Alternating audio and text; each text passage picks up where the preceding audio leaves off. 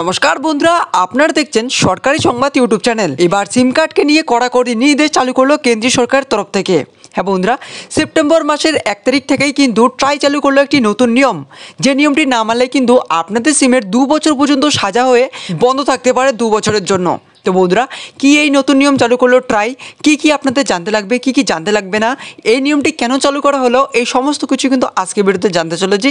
তো কিন্তু অবশ্যই ভিডিওটি সম্পূর্ণ দেখবেন। এই নিয়মে কি বলা হয়েছে এই সব কিছু জানার আগে আপনাদের কাছে ছোট রিকোয়েস্ট, অবশ্যই কিন্তু ভিডিওটিতে লাইক করে আমাদের চ্যানেলটিকে সাবস্ক্রাইব করে রেখে দিবেন এরকমই গুরুত্বপূর্ণ ভিডিও ডেইলি পাওয়ার জন্য। 1 সেপ্টেম্বর থেকে এই সমস্ত সিম কার্ডগুলিকে ব্ল্যাকলিস্ট করা হবে।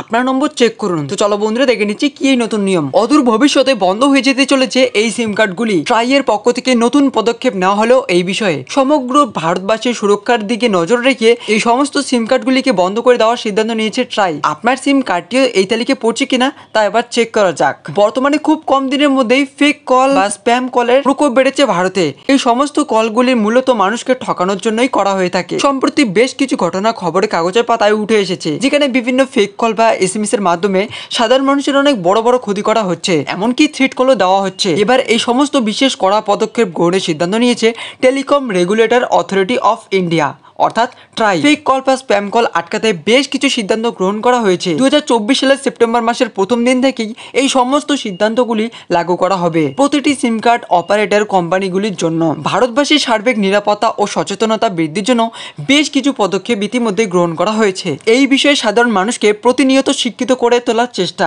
সেই কারণেই এবার সিম অপারেটর কোম্পানিগুলির দায়িত্বভার দেওয়া হলো ট্রাই এর পক্ষ থেকে।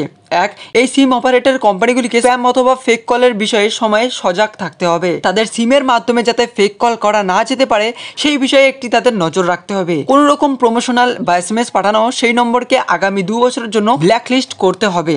এর সাথে বন্ধুরা 4 নম্বরে রয়েছে ফেক কল করা কোনো ব্যক্তি প্রমাণ সহ ধরা পড়লে তার বিরুদ্ধে কড়া পদক্ষেপ পর্যন্ত নেওয়া যেতে পারে।